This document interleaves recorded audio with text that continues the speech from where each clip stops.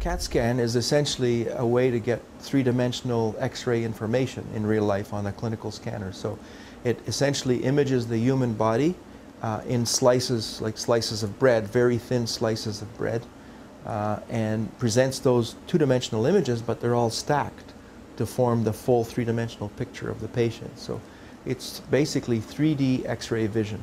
The basic idea was to have a tool that could be used for educational purposes. The teaching of CAT scanning to residents or to graduate students is quite complicated.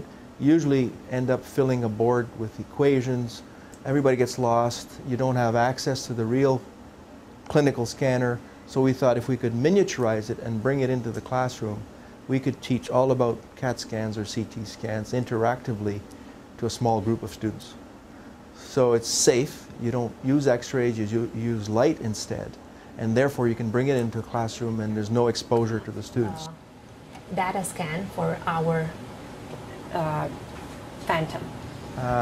This product was only released probably less than 6 months ago through a small company in London, Ontario that manufactures and distributes.